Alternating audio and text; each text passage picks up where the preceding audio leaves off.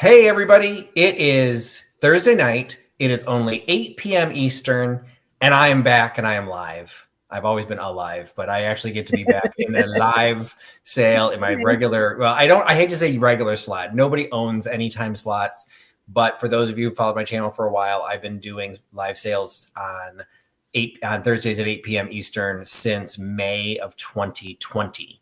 So going on almost 2 years that I was at the regular slot. That same time slot. So it's nice to return to it. For those of you who might be new to my channel, the reason I had pushed to the late night was because I was in rehearsals for a show. That show performed last weekend. And if you follow my Instagram channel, you can actually see 2 videos of me that were bootlegged from the audience. Totally illegal, but Instagram is pretty loose about their copyrights. So I can't put them up on YouTube because they would have a copyright issue.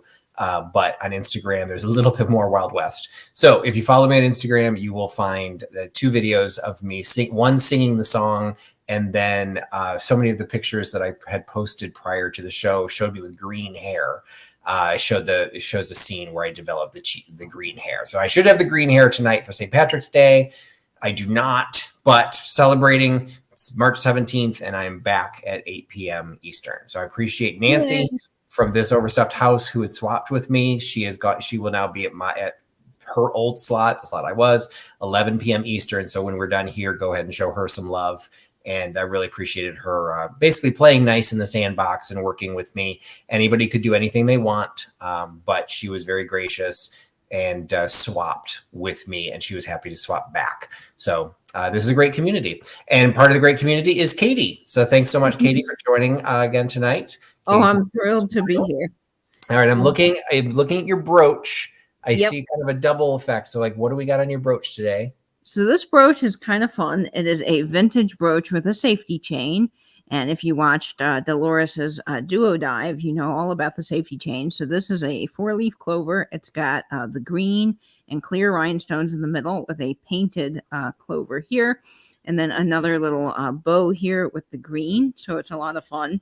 And then I saw a comment about my necklace. I don't ever wear necklaces, but today I decided to break this out. This was my grandmother's. I think she bought it in Ireland on a trip, but it is a pressed 4-leaf clover. So that's fun. So I've got that on and my 4-leaf clover brooch and my green hat. So we are all decked out for St. Patrick's Day. Awesome. Now, what I find interesting about yours, so was it last week that Dolores was on, or was it 2 weeks ago? It was last week. I think it was last week. Yes. So if you didn't catch the video that we're talking about, Dolores from Miss Damn Jewelry was on Katie's channel last Wednesday as part of the duo dive last week. And she showed one of the brooches with the safety chain. Now, the one that she showed, though, didn't have something decorative at the end of the chain. It looked like it just had the clip. And I was absolutely baffled why anyone would want to show it. Yours makes sense because now you actually technically kind of have 2 brooches that are just kind of connected by the chain. And so then I guess the idea, if I understood correctly what Dolores was saying, the concept behind them is that if one of them falls off, primarily the bigger, heavier, more expensive one, the other one would still be theoretically still attached so that it didn't fall completely off. So I like the concept, but it was weird when it was just like a little pin that was just like, it's like, do you tie it under a collar? Like, why would you want that to be shown? That makes a lot of sense. So maybe that one that she had, it was either missing or it was something that was supposed to go through like a buttonhole or something on the backside so that you just didn't see it. Now, what I don't know about this one that I find interesting is it does have a necklace. So if you wanted to wear this as a necklace, you could, because see, it's got the loop. But what I don't know about that is where does this part go? Because it's obviously a pin. So, I mean, does it just like hang down in your shirt? I'm not really sure. It's an interesting little piece, but I picked this up off of Etsy. I do believe that it was shipped from Ireland when I bought it. So it's something I believe that is made in Ireland. It's just fun and definitely vintage. Oh, Patrick, you're muted. Oops. I've got a little bit of a cough, so I'll be muting myself, so I'm not hacking into my microphones. Does the chain itself disconnect from the clover? Like if you were to wear it as a necklace, or is it kind of like securely It's mounted there. securely on there. So Oh, you can okay. see it's That is got interesting. the ring there, the little jump ring, and then there's also a jump ring here, and then it hangs down like Hmm. that. So it's very interesting, but you don't see four-leaf clover brooches very often. So when I do find them, I pick them up, and I have two now, and I probably won't be adding any more to my collection unless I find one to sell. But I just think these are so cool.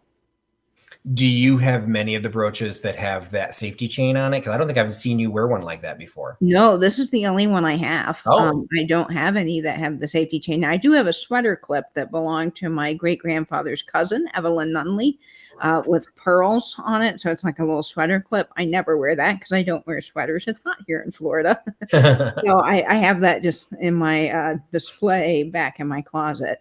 But yeah, this is the only safety chain brooch I have. It's just kind of fun. interesting. Well, we're going to get things started off with a live sale. It is relatively small.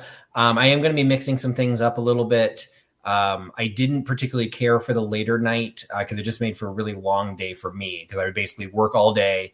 And then for the last several months, I was going off to rehearsal and then coming back from rehearsal and then trying to do the sale. And so I'm going to bring it earlier. And what I might do, I'm not sure how long it'll be. If you know my channel, you know I'm a talker.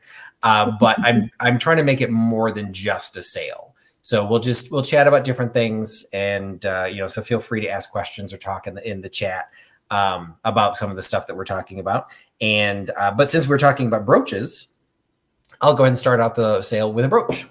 So the first one, and this is actually one, and I honestly don't remember, Katie, if we showed this during the sale or during the chat with Dolores, or if this is one that we talked afterwards. So this brooch is a silver tone brooch. It's very attractive, whether it's a starburst or a snowflake, whatever you want to look at it. But if you look on the back, actually, let me start with the side. Hopefully you can see how thick or how deep this brooch is. So the pin, the actual pin back, is just like the regular size. It's a standard. It's got the rivet to it. It doesn't have the Y back, but it is riveted on there. So with this straight back with the rivet, what would you say age-wise this would be, Katie? I would say 50s or 60s. So 50s, 60s, okay. Yeah. And you can see, like, it's not really a snowflake because these almost look like flames or petals or whatever coming off. But look at how much deeper these are. So if you pinned something into the brooch here, it would pull back. So Dolores, I think, was the one that might have come up with the idea that maybe what this was kind of a cravat pin or a scarf pin. That's not a scarf clip. Like a scarf clip are the ones with the rings and you run your scarf through it. That this would be like where you knotted it.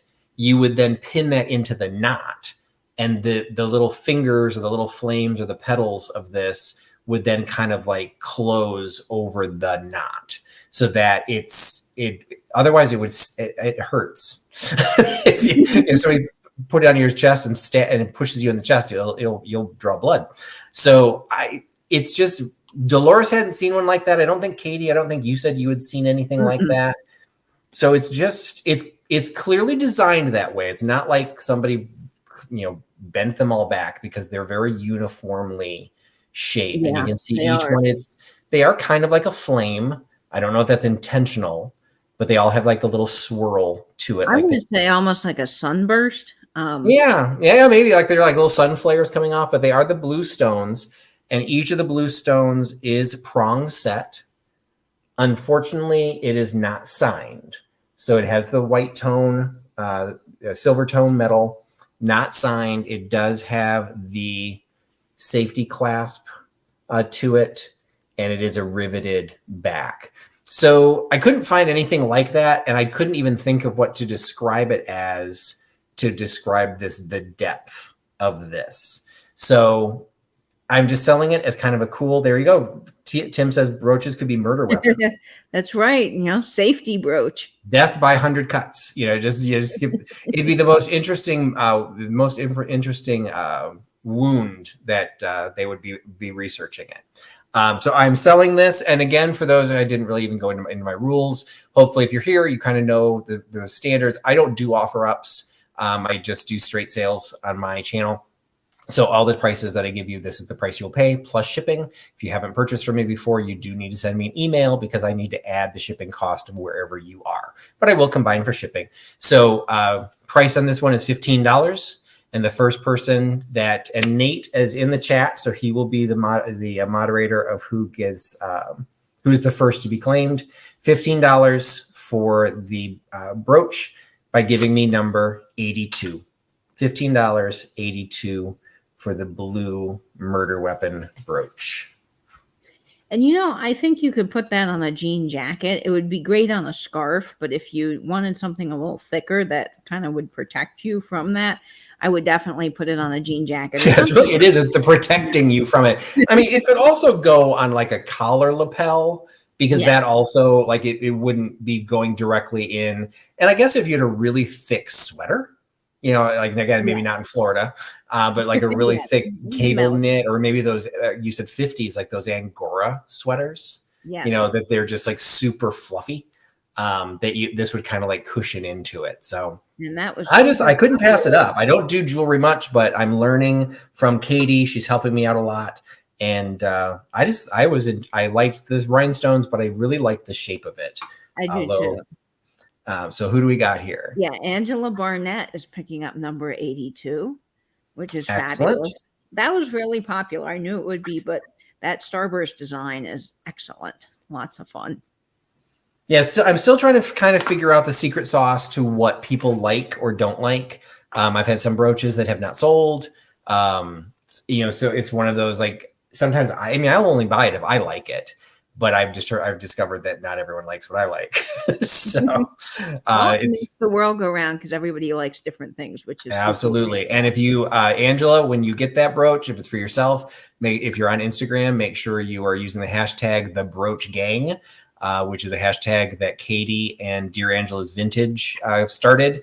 And that is kind of your brooch of the day, or bring back the brooch. And if you tag that and follow that tags, it's a fairly interesting journey. A lot of people have started to use those tags, and there's some beautiful brooches that are out there. We looked at Katie's brooch. We did not look at mine. So I basically had almost nothing green. So I'm wearing a blue shirt with green palm trees on it. And then I've kind of got the greenish patina of the ocean in this globe pin, which actually Katie sent to me. The colors look good together. I had a little bit more green yesterday, but I wore those for the St. Patrick's Day interview with Cindy, and I didn't want to wear it again. So like, I already used up all my green.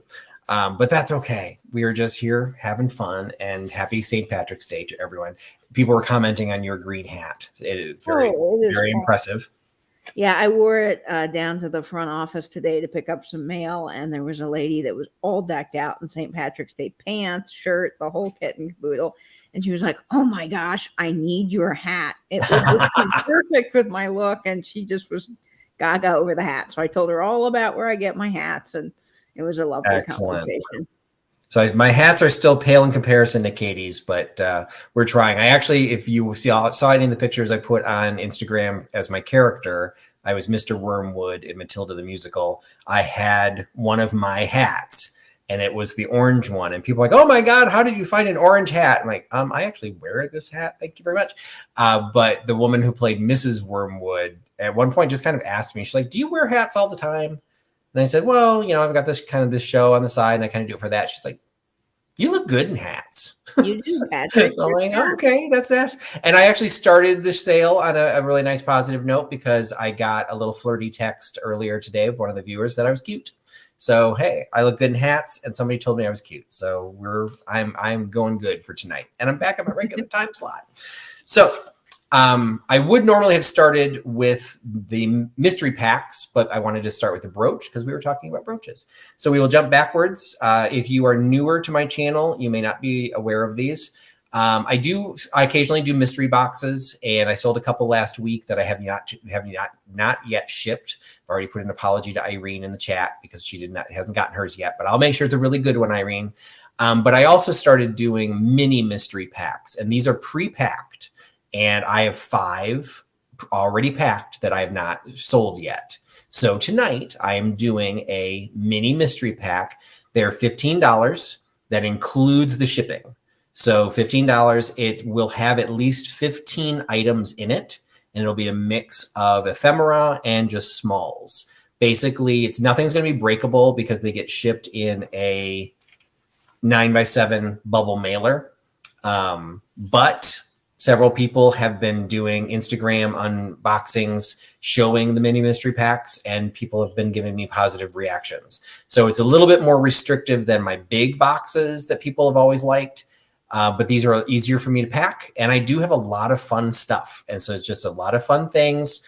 And Nate, it's just a lot of fun stuff. So again, I'm going to have 5 of these. So the first 5 people that put this number in the chat will be, oh, and there we go. There's one of the receivers. Sam received one, and he said they are fun, and he really likes his. So $15 for a mini mystery pack. Now, again, $15 includes the shipping. So you don't have anything beyond that. $15. First 5 people to give me number 38. First 5 people to give me number 38. And I'm sorry, Crazy Cat, you gave me the price. So you need to type in 38. Yep, try it again, Cat. And I see them flying in. So let's wait for Nate to confirm. Yeah, make sure you get the first. He's doing so far, I don't actually, yeah, I see. And Crazy Cat looks like she'll still get one. So that's good. So, okay, I'll let Nate type all that in with the multiples there. Doing a great job. All right, so as Nate types those in, I will move on to the next item. Oh, you know what? I meant to look this one up. So if Katie wants to entertain the troops here for a second, I need to look this up. I'm going to show, and I'm going to sell this next item, and somebody identified it for me, and I meant to look it up and forgot. So number 38 is going to Ruthie Bronkema, Ancestral Beginnings, Calypso Cat, Crazy Cat, Nanny Fufu. So those are the people that have claimed the mini mystery pack. So congratulations, guys. And I see lots of people in the chat. So hello to Elderly Poodle. Welcome. Gabrielle Lish is joining us. Calypso Cat, Crazy Cat is here. Melody's Mini Miscellaneous is tuning in. Ricky Donald is here. I haven't seen Ricky in a long time, so welcome to you, Ricky. Tim is here. Sam Doyen, welcome, welcome. Antique Agenda. Halem Nassif is here, of course. Nate's in the chat, and Vinny, and Delbert. Good to have Delbert back in the chat, and Cesaro too. And lots of folks. So thank you all for joining in. Now, a lot of people were asking about my hat, so I will show my hat. This is a Bruno Capello hat. It is fantastic. This is not vintage, and you can see Louie has put her pug glitter all over my hat today. But I love the Bruno Capello hats. They're extremely well made. They are made out of Australian wool. They have a nice silk lining, or faux silk. I'm sure that's not real silk. It's like a faux silk. And they do a nice job with their hat bands and the feather. Now, this is a replacement feather. I've talked about this quite a bit. But Louie, my pug, likes to eat the feathers out of my hats. So sometimes she jumps up on me while I'm in the couch, sitting on the couch, and steals a feather off, or goes in my closet if I accidentally leave the door open. So I've had to buy replacement feathers. So this one did not come with the hat.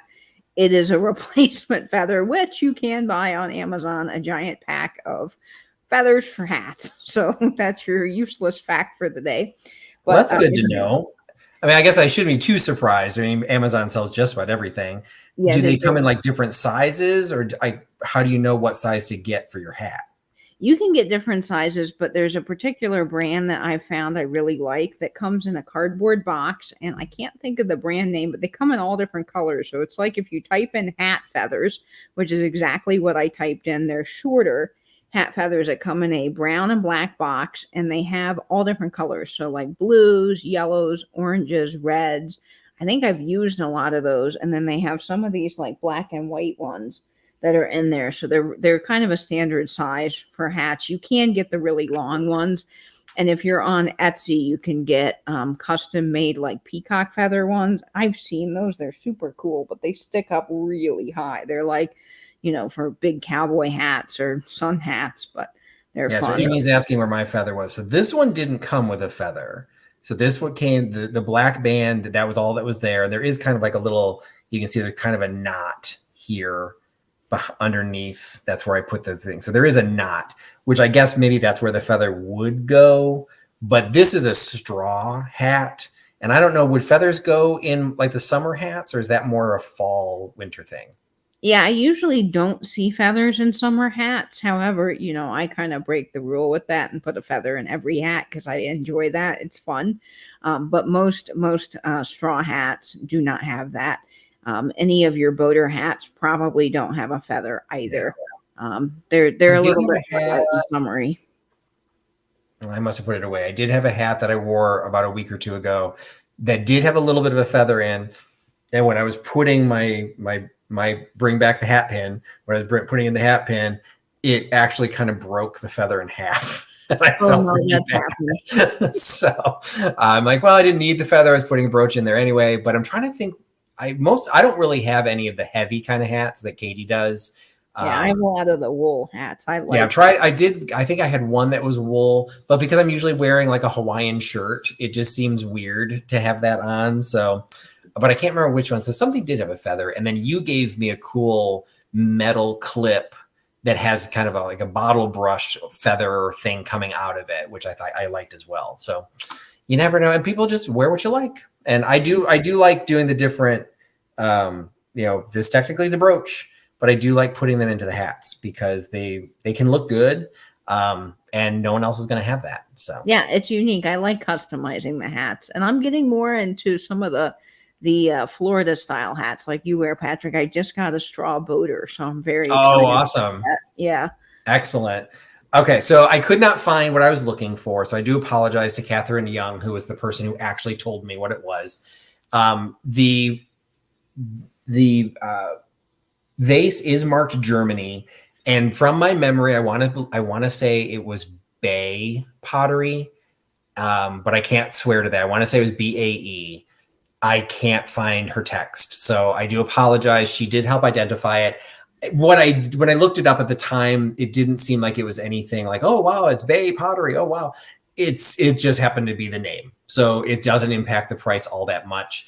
To me, if you want to recreate the set of Saved by the Bell, here is your vase. But it has so much more to offer because first, my lights are a little bright here, but you can see the way the paint is done with the blues. So you get kind of like this watercolor effect and almost like a water effect itself going in the background. But then they just did these super bold, like sponge painting designs that then are outlined in silver. So you just have some really great pockets of color, pops of color. This is, I mean, to me, this would be one of those nice high pieces to have in the background for a spring display, going into summer, pool party, whatever you want. But it's just a very bright color. It is a fairly wide opening, so you can put. I just saw the chat on peacock feathers, but yes, peacock feathers in a house are supposedly bad luck. But you could put, And on stage too. that's correct. But you could put just about anything in here, whether they're, other types of plume feathers, or you just have the piece itself. It's in perfect condition. There's no chips, no cracks. It is marked Germany. It's not marked West Germany. So I have a feeling this is probably from the 90s, because it's certainly not from the 30s. But like I said, to me, this kind of paint decoration, it's just one of those like almost Saved by the Bell type things. So mid-century modern, I thought of that a little bit because if you just took this one piece, like, okay, that's kind of like modernistic, but then they're kind of grouped together. It could go into several different vignettes, several different decors. It's really the colors that are pretty. It's only $10. So it's a nice size base. It is marked Germany, perfect condition, and it's only $10. So $10 for the German vase by giving me number 14. $10, 14 for the German vase. That's got a really pretty color to it, and I love the design. It does remind me of the 90s. It kind of reminds me of going into Taco Bell with all of those cool shapes they had on the cushions back in the day. So that's just such a fun piece. And a great Germany vase for only $10. You can't beat that. So the question is, why would peacock feathers be bad luck? And I honestly don't know the answer I to don't it. know. What I remember people talking about the peacock in general was it's like the end of the peacock was an eye.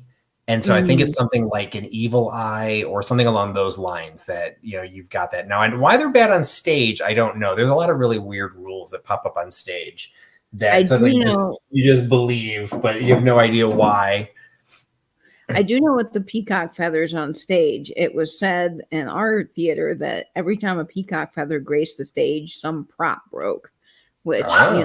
props break a lot because Now, Tim actors. said even cut flowers could be considered bad luck. Now, that I have not heard. I've not heard that, Tim. Interesting. I could like there's certain flowers that I know are an issue, like peonies in the house are a problem, but that's not so much as a bad luck thing, is that typically peonies have ants in them Oh, because yeah. ants are what help open a peony. So you just have to shake them out really well.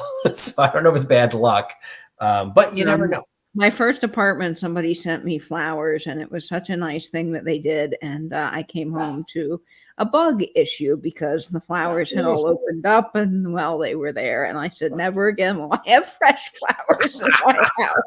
I'll enjoy them outside. There you go. If things start out as a nice thing and it turns into a very bad memory. All right. So moving from pottery to glass. So unfortunately, let me see if I can do this. If I can turn on my spotlight here and see if you can see the color. Ooh. See a little bit of the color. It is an amethyst glass. So this is not black amethyst. This is amethyst. This is purple. And when I just hold it like this, I can see through it. So it's harder for you because I've got such bright lights coming at me. You can't really tell, but this is translucent. Actually, you can kind of see my face through there. So this is not black amethyst. This is simply amethyst. It is a blown glass small pitcher with an applied handle.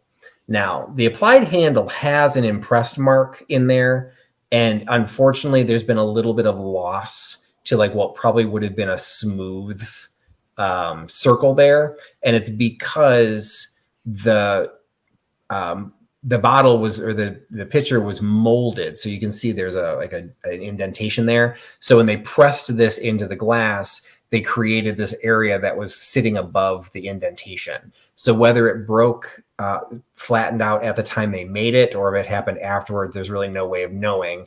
But it's because it wasn't a flat surface to press this into. So from a distance, you can't even see it. So it is forgivable. But it is an applied handle. The rest of the vase is in perfect, beautiful condition. No chips, no cracks, and the pontil mark is still there. So you can see the blown.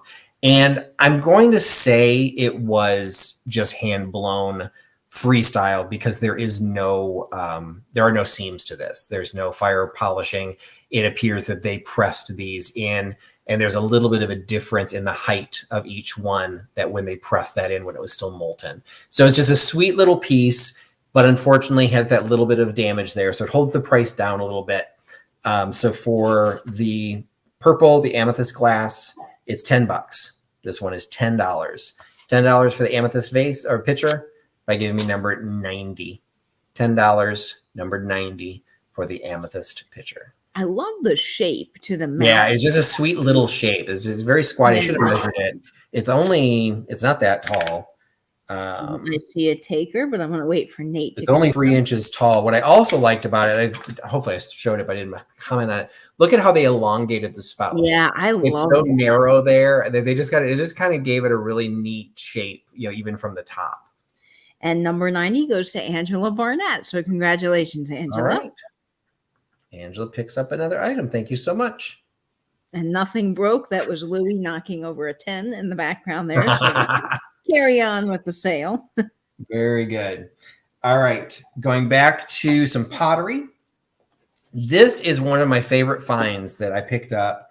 And some of the things that I picked up, I held on to them specifically for ones I knew I was going to go back to a regular sale. Because this particular case, I found 2 sets of these, and they are fantastic. So you'll have the opportunity. The first 2 people that want to claim these will be able to get them. So I'm making myself full screen. But ooh, look at these guys. So you've got 2 boxes. One, it's a bisque porcelain, pottery, British porcelain croissant roll that opens up. It is glazed on the inside, and interestingly enough, it came from originally was sold in a shop called Creative Cookware. Now, I don't know if you would actually want to cook in these. Like it is glazed, but it's kind of a matte finish, so it's not a high gloss. So I don't know why this was sold in a cookware place other than it's a croissant. But there's another label on here, which is the original maker. Vandor Imports, made in Japan. They're imported into San Francisco. So there are a couple of companies in San Francisco that did that. The other one I was thinking of just totally went out of my head. What was the name of that other company? Yeah. I know it's right. Yakasama. There's another company that was saying Yakasami, something like that. Something like that. They're based in San Francisco, but they imported everything from Japan. So this is Vandor Imports. I actually found these items for sale, and they sell quite well and quite often. And so I have the croissant roll, and I have the bun. I don't know. What would this one be? It's got like I don't know if it was baked in a paper because it's got the little things down at the bottom, but it's puffy on the top. So what would that be? Well, I would consider it to be like a roll, but there are those other types of bigger rolls. I can't think of their name. So it's not a hot cross bun. Or a what you say? Oh, pop over. That's what Sam is saying. Pop over. Yeah, that might be it. So same thing is also glazed on the inside. Now, fair disclosure of there's Louis making some noise again. Of the 4 pieces that I have, I've got 2 croissants and I've got 2 popovers. So I'm selling a set is the popover and the croissant. Only this croissant has a label. So this set, you get this exact set. The other one, unfortunately, does not have the Vandor Imports label on it. But I wanted to show you this one because they're all identical. So they're absolutely gorgeous. My daughter and I actually picked up a hot cross bun in Vienna, and that was Augsburg porcelain, and that was very expensive. That was several $100s. These are valuable. I'm not going to say they're valuable, but they actually sell fairly regularly for about $20 a piece. I'm going to sell them to you as $20 for the pair. So you get the croissant roll and the popover roll. They're perfect condition, no chips, no cracks. It's just the first person that we see claim will get the one with the label. The second person that claims will get the other ones, which are perfect identical. They just don't have the label on it. $20 for the pair. So you get a croissant and a popover. $20. First 2 people that give me number 66 will each get a pair of porcelain food. That is just so much fun. Now, I don't know why they would have been sold at a cooking store other than like our Sur La Table here sells things that go on the table as decoration. So I don't know if you could have put salt in that or like a little something to go along with your little dishes. I don't know, but I think those are just fabulous. And I do see 2 takers, but I'm going to let Nate confirm here. Just fantastic. Oh, we got people clamoring for sweets. I would go for a Total Hostess Ding Dong. Okay. Yeah, I love Ding Dong. Survey question. This has been an issue for months here in the Chicago area. Hostess Suzy Q's have disappeared. No. They're no longer available anywhere. And I'm quite upset. So is that so they both go to Maryland. So one's going to Dawn from Just One More Dachshund. And everyone, congratulations to Dawn. She just got approved to adopt another dog. Yay, so Dawn. You're doing great work. A deaf dog. She's bringing a deaf dog into her collection next. So congratulations to Dawn for that. And then Chad also lives in Maryland, so he will also be getting that at Retro Days. So the ding dongs people know about. Was somebody asking what's a Suzy Q? Now, do you know what a Suzy Q is? You've never had those, Beth? Oh yeah, they're delicious. Suzy Q's are death in a package. So they are wonderful. Like kind of this, maybe kind of the sponginess of a Twinkie, but not quite. on the top and the bottom, and those are chocolate. And then the filling of a Twinkie lays in the middle of them. And they're probably like, they're kind of a rectangle. And so you've got the chocolate cake, the lard filling, and then the chocolate cake underneath it. And they've been around since I was a kid. I mean, I loved those growing up. And I will say, well into my adulthood, I've been eating them. And we got into COVID, and I would buy them on occasion, when I would go to the grocery store, and I literally have not found them anywhere in probably 6 months. So they also found we couldn't find pancakes around here. Like literally every grocery store I went to, frozen pancakes were non-existent. You can get waffles, but you couldn't get pancakes. Well, I can't find zebra cakes here. They're sold out of zebra cakes, and I love those. So no, I don't know what a zebra cake is. What's a zebra cake? So a zebra cake is basically an octagonal shaped cake that literally has icing that's colored like a zebra. Oh, so like but it's Little Debbie? Yeah, Little Debbie. Yeah. Okay. Yep.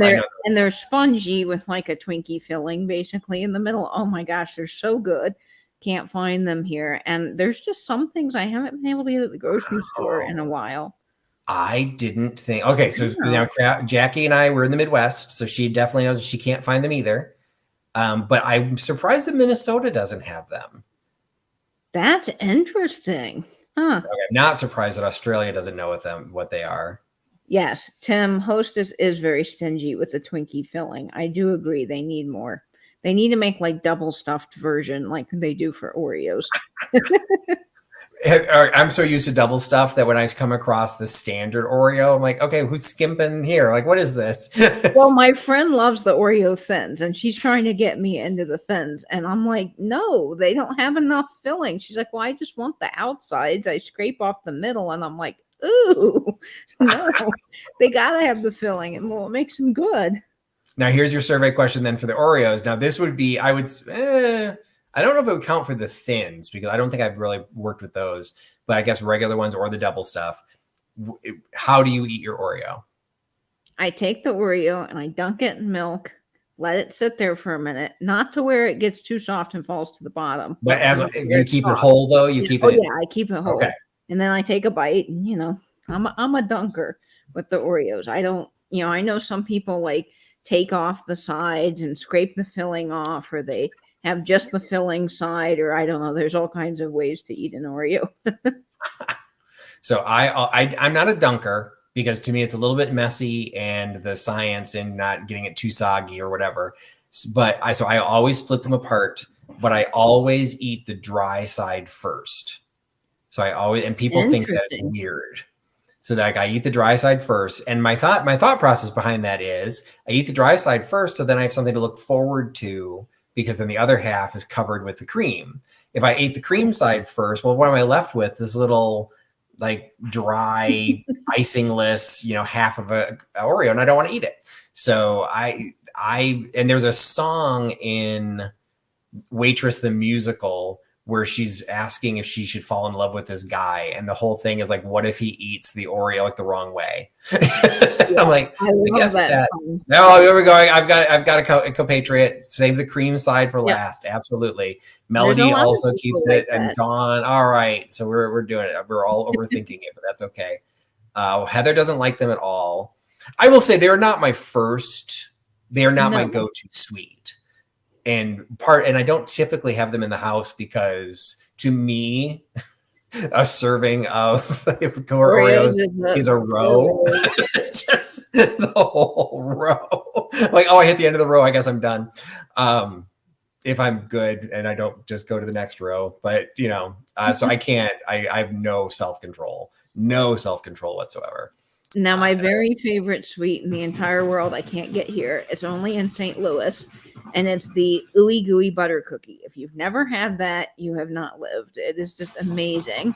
So it is butter, flour, and sugar. I think it's only like 3 things, and then dusted with powdered sugar on the top. And it was invented by an accident. So this lady was cooking in her kitchen, and she ran out of ingredients to make a regular cookie. So she just sort of dumped this in. And it worked out, and it became a staple of St. Louis. So you can get fried ravioli in St. Louis and your Ooey Gooey butter cookies. And to me, the best grocery store in St. Louis that has them is Schnucks. Schnucks grocery store in St. Louis and Cape Girardeau, Missouri have the best gooey butter cookies in the land. Fine. I think some people might take challenge with you on that one, but Yeah. it's good to know. So Sara Lee, we also I grew up on Sara Lee. We had a Sara Lee outlet near our house. So I never had a Sara Lee cake that wasn't damaged in some way. Yes. So that I have one near was, me too. that is how I was introduced to Sara Lee growing up. Everything was like the box was caved in. So you always opened it up, not knowing how damaged the cake was going to be inside, but it was cheap. So anyway, went from pottery to glass. So I cannot reach the power cords of my light. So I'm not sure you're gonna be able to see this, but hopefully you can show the glow. We've got some great glow on this piece. Now, this is one, if people follow my Instagram channel, a couple of months ago, I did a poll. I think it's the only poll I've ever done. And I showed this, and I was showing it because the gold had been worn off. So it's got some great glow, but if you look at it, you can see, the gold is not uniform anymore. And my poll was, should I pick this up?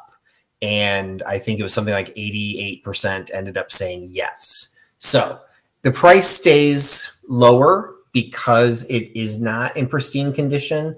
And this goes into, that's like the only green thing I'm selling tonight.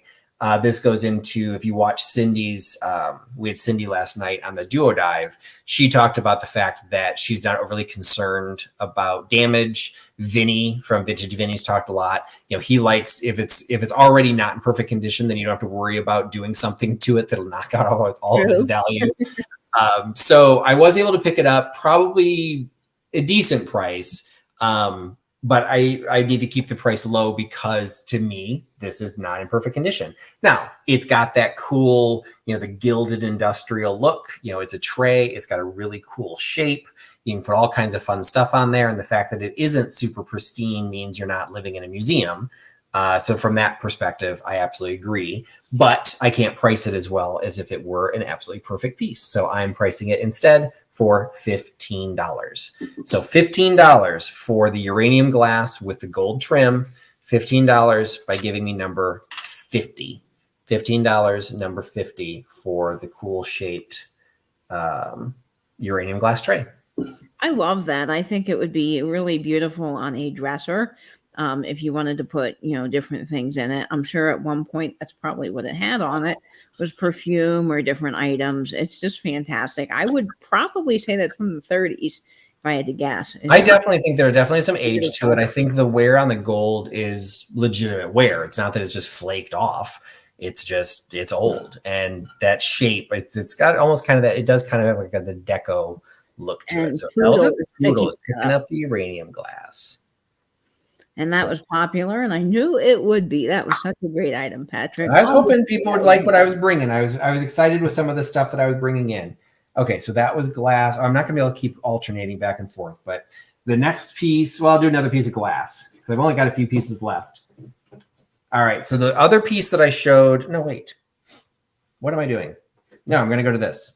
I already pulled a piece aside. So now I'm going back to pottery. These I showed in a haul video. And originally had picked them up because I'd anticipated having multiple sets of them. Unfortunately, as I then cleaned them up and got them ready for sale, turns out I'm only going to have 2 sets. So I do have multiples of this, but I was supposed to have 4 multiples, and now I only have 2. But what they are, and you might have, if you followed my, I think I did these in a haul video. I might have showed them on Instagram. They're handmade pieces of pottery, and you can tell that like this was not done in a mold. It may have been like formed or something by pressed into a mold, but it was done by hand. It's very ununiform. And all of them have these 2 little holes at the top. And I kind of put out a little questionnaire type thing at the time when we were showing them. I might have done it on a live haul. Like, what do we think those are? And pretty much universally, everyone came back saying, well, they're probably a way to put a ribbon through it, a little bow there, or even the bow up top that you could hang it, whether you hang it on a Christmas tree, hang it on a springtime tree, or even just hang it on a wall. They all do have flat backs. So there is, theoretically, you could have this hanging as a set, and there is a set. There are 3 shapes. So you've got the kind of squarish rectangle with the bird in the nest. You've got the pair of birds in an oval, and then you also have a floral pattern with a bird in the middle. Now the difference with the flower shaped one, it still has the cup to it. So you could use it as a tiny little dish. It wouldn't hold much, but you could. This one, the bird is just painted on it, where with the other ones, the birds are somehow molded. So whether that was pressed into them or they pressed the birds and then attached them to the clay, that I couldn't figure out because it's completely smooth in the back. So I'm not sure how they did that, but the oval and the squarish ones you can see there's dimensionality to those birds. This one, it's hopefully you can kind of see that one's just painted on there. Now, personally, I like this better as opposed to the dimensionality, but everyone's going to have your own preference. They're all about the same size. So they would look really sweet if you did do the little ribbon thing, hanging these in a little trio, because they definitely all go together. They've all got the same types of coloration around the edges, and you get a set of 3, and I have 2 sets. So the first 2 people, teabag rest, that would be cute. Because they are flat. You could definitely hold them. You could set them down. It's just those weird little holes. What would you do with the holes? And Ricky's saying maybe they're bell pull adornments, and that might be. I like that. Yeah, different. Yeah, I could totally see that stitched onto something. Like, wow, I love that idea. And did somebody say? Did I see something about a toothpick? I didn't see anything about. You could put toothpicks in these 2. I saw earrings, but I think they'd be kind of heavy for earrings. Yeah, they're probably a little heavy because they're pretty thick pottery. So, I mean, they're not heavy, but for earrings, yeah, that'd be a little heavy. So you get the set of 3, and the set of 3 is $10. So $10 for the set of 3 of the little handmade pottery pieces with the birds. Perfect timing for spring. Looks great in your little. You could even do like a little easel and set them upright. You get all 3 of them for $10, and the first 2 people to give me the number 7 will each get a set. So $10, number 7 to each get a set of the 3 pottery pieces. Now you could put incense in the little holes if you wanted to. I think anything. Put what in the little holes? Incense. I think you could. Oh yeah, that'd be a good idea. And I do see several people claiming. Actually, I like that a lot because if you did it the right way, as it burned down, it would fall into the little dish. That's a good idea. Which is very handy. And I'm waiting for Nate there to come in. And yes, Dawn and Sam Doyen picked those up. Awesome. And Sam said he admired those on your Instagram. So congrats, Sam, for picking those up. Awesome. Congratulations. And also, this is a great reminder because I had to chastise Nate the other day. If you ever see something on my Instagram or any of my haul videos, send me an email saying, I like those. Will you sell them to me? And my answer will be yes. So unless I show something and say, wind chime. Unless I'm showing something that says it's for my personal collection, it's going to show up somewhere. It's going to be on eBay. It's going to be on Etsy, or it's going to come in a live sale. I have way more stuff to sell than I ever need to worry about holding things back. Like, oh no, I can't possibly sell it to you in advance. Oh, yes, I can. So, don't ever miss out because some people can't make the live sales, or if you don't have a fast internet connection, I don't want people getting frustrated that they weren't able to claim something they really wanted. If you see it in a haul video or a shop with me video, just send me an email. I will not be offended as long as we can come up with the right price. I'm totally good. So, and please bill Nate for Sam's and send to Sam. Okay.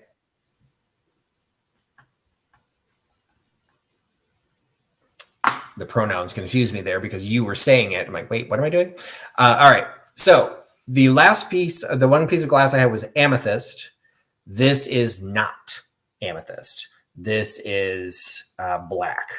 So you might call it black amethyst, but this is not translucent in any way. I've held it up to the sun. I've held it up to the bright lights. I cannot see this, and I can't see through this in any way, including along the edges. So this is black.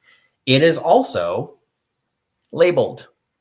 And can you get it to show up? Well, wait, here we go. It's trying. Come on, it's Cameron. trying.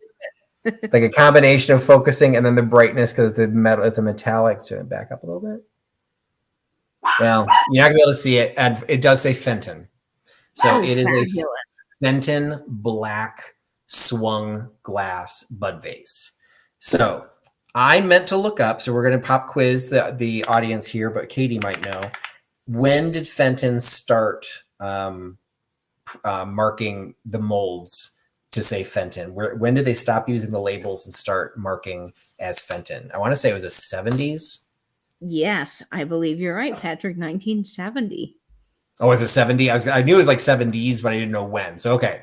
So the fact that this actually still has the paper label and it does say Fenton, it took me a little while to figure it out, but it does say Fenton. Oh, and that's what Tim says, 1970 as well. With 70s, 71, 70. And that's what, like, kind of in the back of my mind, I just always remembered it was like 70s. But it was 1970. I'll try and commit that to memory. That was the year I was born. But this one, I don't remember. Oh, wait. Can you see it? There, you can kind of see it. Yep. It's very, very faint. It took a long time to see it. The flea market near me, the outdoor flea market near me, just opened up, and so I picked this up. So I'm in the sun. I'm like trying to like hold this thing. It was filthy. I was trying to read it, and I'm like, it's a cool piece. It is a 3-part mold, so it does have the multiple seam lines at the bottom. But the seams were not fire polished off. So I am not knowledgeable specifically on Fenton, so I don't know what that necessarily means, but I do know the 3-part mold is a better mold than the 2-part mold, so you get the multiple seams. Do you have anything to add to that, Katie? I don't believe Fenton polished some of their molds for the swung vases, just based on what I've seen before in the past. Not 100% sure that everything I'm saying is accurate, but that is got the thumbprint design around the bottom, which is definitely a Fenton thing. So I think it's a really, really beautiful Fenton piece. And I love that it still has the sticker, because I always look for Fenton with the sticker, because you can kind of date it a little bit better that way. Yeah, I mean, it's one of those cases that the sticker's in such poor condition that I'm wondering what the owner thought. Like, was this in the sun maybe and it just faded? It's like, sometimes my grandparents had stuff that had the labels on them because they wanted their friends to know. Like, I remember they had the Waterford crystal and it had the Waterford was on there because everyone can't just look like any crystal. You had to know it was Waterford crystal. But when you can't read the label, what's the point? It's like, why do you need to keep it on there? And I also don't know the labels enough to know. I think it's solid. It doesn't look torn, but it's also a weird shape. So I don't know if there was any edge, issues to that. But no, I do believe that's Fenton's shaped sticker, because I've had several swung vases in that size with that sticker, and it's always that shape. Very cool. Because it's all black, it's actually fairly popular online, but there are lots of them. So I just kind of went toward the low end of average, and I'm selling it for $20. So $20 for the black Fenton marked pre-1970 swung glass bud vase. I measured it, and I don't think I said it out loud. I think it was 12 inches tall. Yes, just under 12 inches tall. So it's $20. And you get it by giving me number 39. $20, number 39 for the Fenton bud vase, swung glass bud vase. And I will say, we don't see a lot of mid-century modern here in Florida, but I do see the swung vases on occasion, and I never see the black swung vase. So no, I've never seen an all black one either. That is really special. And I don't really come across Fenton all that often, to be perfectly honest. Like, certainly not to the point that I know it's Fenton. So I was very happy when I can't remember if I figured it out as Fenton at the flea market. I think I had to bring it home and kind of like wipe it down before I knew what it was, but then I was very excited about it. And I see Carrie picking that up. So congratulations, KCATX. Fantastic. She's going to email you because it's a gift. Awesome. Oh, okay, awesome. Thank you so much, Carrie, for picking that up. Even if and I will ship it with, for those who haven't done gifts from me before, I do have little gift cards that say, this was a gift from, and I put your name on it so that I can ship directly to your receiver. All right. So I'm trying to like alternate back and forth, but I'm going to have to do back-to-back glass in a second. But got my last piece of non-glass. These I also picked up at the flea market. It's a little sweet set of, I think they're chocolate molds. I would So, think you're right on that, Patrick. so like I'm thinking petit fours, but I think they'd have to be solid chocolate. I could totally see this being a petit four shape, but I don't know how you would form it. So it's either a petit four mold or a chocolate mold. That's the biggest with the daffodil. I think that's a daffodil. Yes, we're screaming spring here. We got daffodil. We then have the smallest one, which also kind of like a petit four. That one looks like just a leaf. I like how that's small that's that square is. all the way around. We got the little cuts at the end, and all of them have a little bit of discoloration at the bottom. And I'm not sure what necessarily that's from. If that's how they're made, if the metal is slightly different at the edges, that I don't know. And the last one, I'm not 100% sure what this is. I'm thinking pomegranate, but I don't know why you'd have a pomegranate on a chocolate. What about a berry? It kind of looks to me like a raspberry or a blackberry. Actually, Scott was in there. Oh, hey, Scott. Hey, Scott, welcome. I don't know, or maybe they're supposed to be like a bouquet of tiny little like daisy flowers, but they look. Yeah, because I'm not sure if that's like just a leaf in the background and then that stuff is sitting on it, or if it's like you've cut something open. That's why I was thinking pomegranate, but pomegranate wouldn't be elongated like that. No, if it were raspberry sitting on a leaf or something, I could see that. Kara is saying a raspberry. Or raspberry chocolate, which is delicious. Okay, Carrie is saying a raspberry, so that's I didn't think that, but yeah, I can see that. It's just kind of like the very crest of it. It's the leaf in the background that's throwing me off. Ricky is saying mint. Well, I guess it could be a mint leaf. Was that one mint or was this one mint? Oh, maybe that one. I think that one to me is a mint leaf. Yeah, that's saying a blackberry. That's what I vote, but I don't know. It's an interesting shape, and so they're just these little. They're small. I think they look great. I mean, I guess you could use them if you wanted to make chocolates, but they just be great in a kitchen. They'd be great for like particularly the little spring daffodil one. Just setting that up in a little vignette.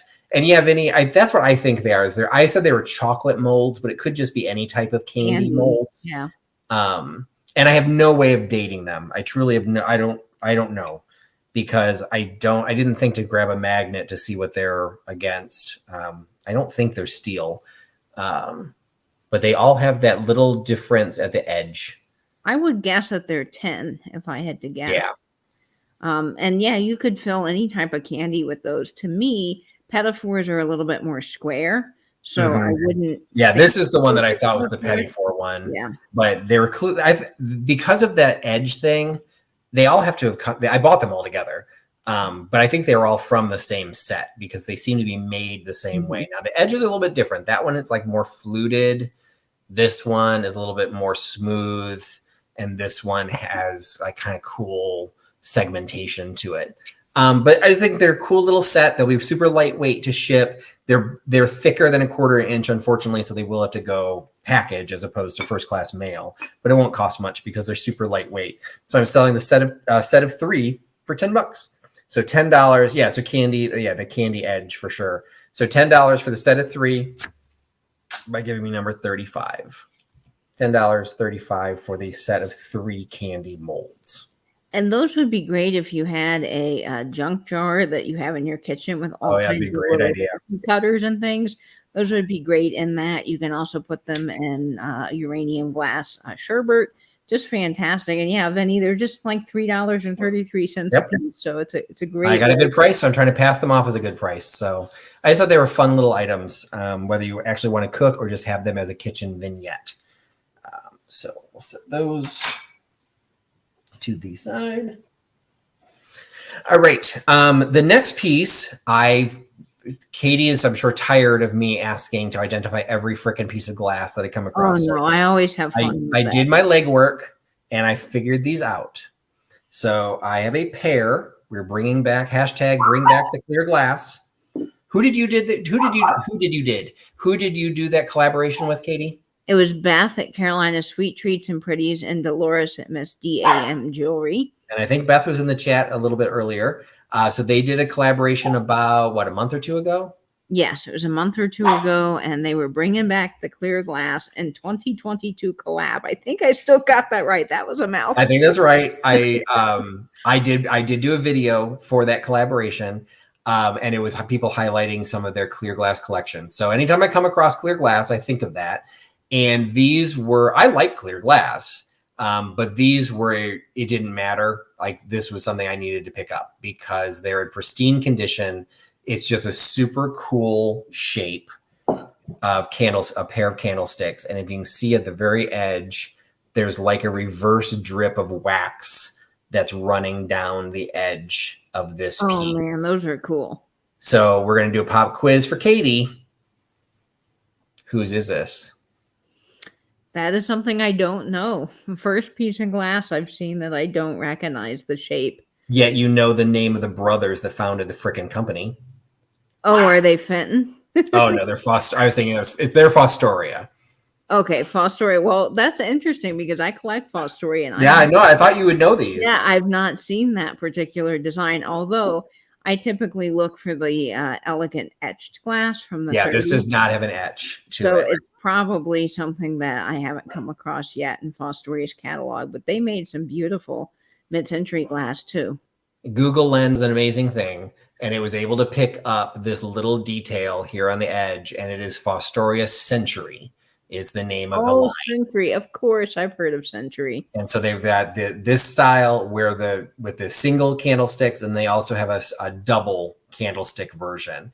Once again, once I identified it, fairly easy to find these online. They sell for all over the place. So I went to the low end because I was able to pick them up for a good price. So I'm going to pass them on to you guys for a good price. This is one of those cases where it gets into their Fostoria. They are old. They're in pristine condition. They're worth a lot more, but not everyone wants to give a home to clear glass. So I'm going to give you a price that I'm hoping will make it attractive enough that you will want to bring clear glass into your home, because this will match anything. You can put whatever color lucite candlesticks you want, and it will not clash. So you've got a pair of Fostoria Century pattern candlesticks. The pair is $15. So $15 for the Fostoria by giving me number 23. $15, number 23 for the pair of Fostoria. And I do believe, if I'm remembering correctly, that is Century number 2630. And I believe Century was manufactured in the 50s, if I've got my dates right for that. But I did not know that they made that candlestick. So that is very cool.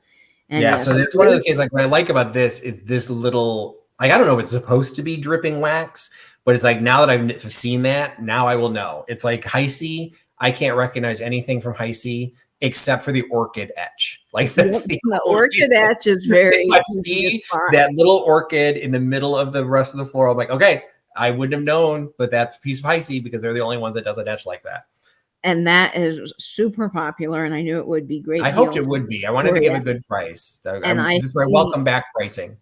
And I see the kitschy corner. That's Kara picking up number 23. Nate Did Nate announce that one? I'm trying to find. Nate has had to run off to his realtor. So who did we get? Who's the first one?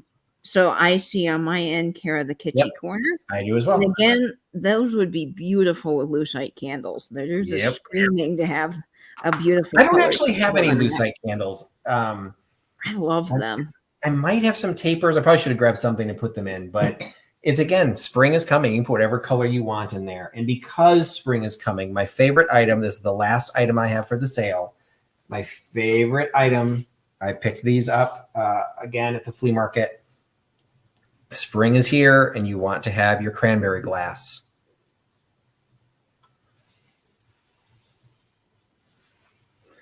So we've got a pair of Jack-in-the-pulpit style vases, hand blown. Pontil marks are still on the bottom of both of them in absolutely pristine condition, including the tips of the petals at the back of the floral design. It's actually, you can kind of see it.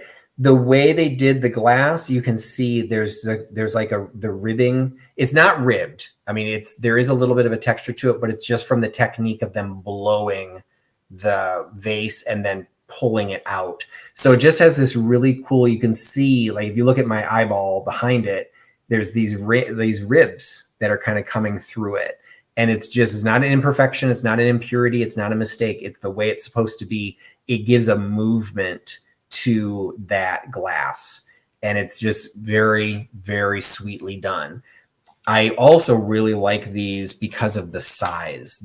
I have a couple of Jack-in-the-pulpit design art glass vases, much larger than these. These are only 6 inches. But because they're such a small piece, you don't even have to put the florals in them. You do not need to put a flower in this. This would look gorgeous as a pair. If you want to do symmetry on either side, have a little bit of a riser, have one slightly above the other. Backdrop, front and center. Cindy showed, she was using glass to put smaller pieces inside, like her cupcake picks and things were going inside of other pieces. These could hold things because there's actually a little bit of a decent size in there. They're hand-blown glass. They're absolutely gorgeous, and I picked them up at a good price, so I'm passing them off as a good price here. So you get the pair of Jack-in-the-Pulpit hand-blown glass vases for $25. $25 for the pair, and that is by giving me number 59. $25, $59 for the pair of Jack-in-the-Pulpit blown glass vase.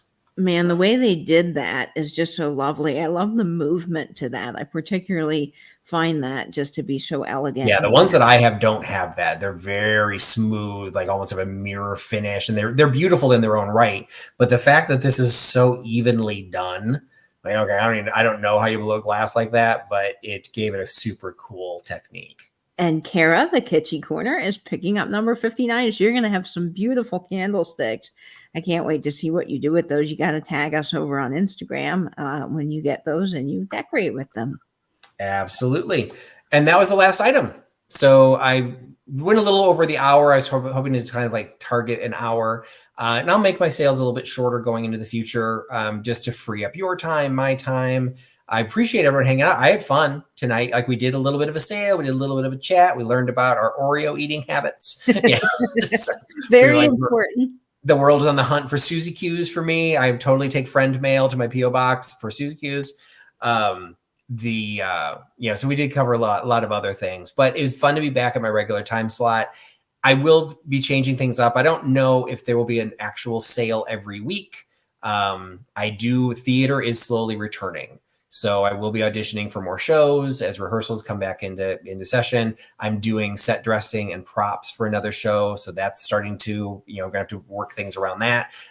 So it's getting to the point where a weekly sale, that's not necessarily most important to me. Trust me, I love the money, but it's one of those cases we might balance things out a little bit. Katie and I are talking about how to balance out the duo dive. We're also still doing the Tales from the Triptych. So for me to have 3 shows a week that I'm 100% committed to is becoming more difficult now that the world is opening back up. So it's trying to figure out, what do we enjoy doing? And what do I want to spend my time doing? I do have fun hanging out with you guys. So appreciate, I'm sorry, Wolves. So I'm 8 p.m. Eastern. But I'll be back at some point. Watch my Instagram. The biggest thing I wanted to announce, let me really quick. The only things I had that didn't sell for anybody that came in late was the German vase and the candy molds. So we've got the German vase was $10 and the candy molds were $10 for the set. So if anybody wanted either of those are the only items that had not sold.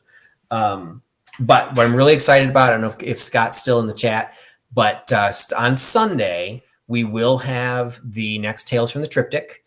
Those rotate between Katie as well as Soul Nate, and then for me. So between the 3 of us, it turns my channel. It'll be on my channel on Sunday, 8 p.m. Eastern, Trusty THMercantile channel, this channel. It will be a premiere of a play that I wrote. So March 25th is the 111th anniversary of the Triangle Shirtwaist Factory fire. So I'm curious for people that are still in the chat, if people know what the Triangle Shirtwaist Factory fire is. It's shocking how many people it's no longer taught, and a lot of people don't know it. But it was the largest workplace loss of life in history up until 9/11. So it happened in 1911, and it was the largest workplace loss of life incident up until 9/11. I wrote a play based on the events of the fire and based on the trial of the owners of the building afterwards, because so many people died in the fire.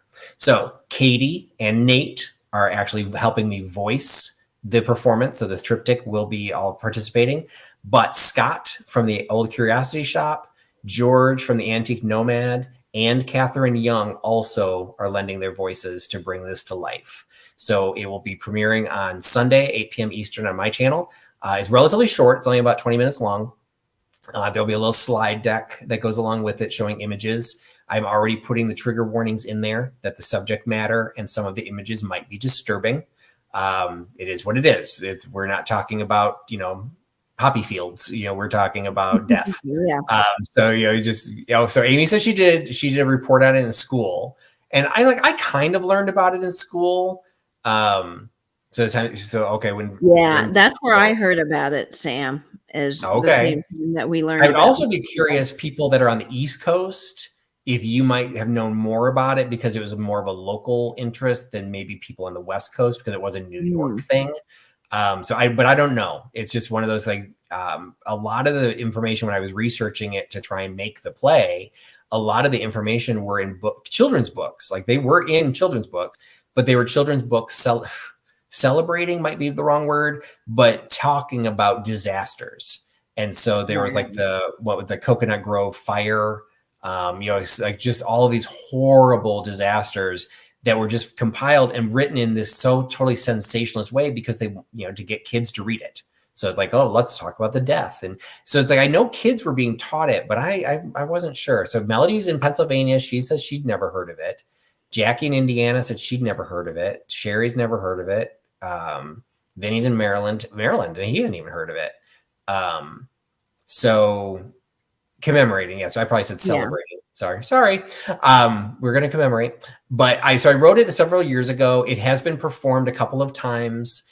But this will kind of be the first time that I'm going to bring it all together and record it or have it available online. So hopefully you'll be able to participate, but it will then also be available after that. But that is happening at the next Tales from the Triptych next week. And what do you have coming up on your, and that there, Michelle hit it right on the head. That was the problem. That was why there was a lawsuit. A lot of people died because they literally could not get out of the building. The doors were locked.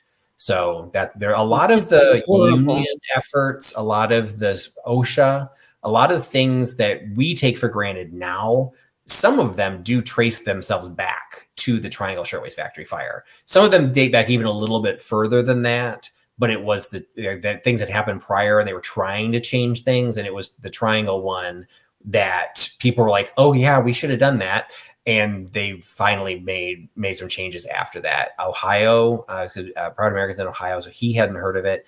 So I'm in Chicago, and I had heard there's a very disturbing section of the play of the people jumping to their death. It's like when I performed this, there's a local theater group in the Chicago area that playwrights can bring their works to. They have to get approved, but you can bring your works to, and they let actors perform them for an audience. And so I did this, and it's one of those cases, literally as an actor, you show up an hour before the performance and you're just handed a script. Here you go.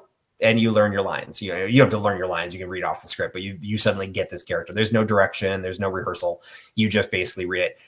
People in the cast were crying in the cast. They're just like, well, I can't say this. Like, this is, people afterwards were like, I'm going to have night terrors because of what you made me say.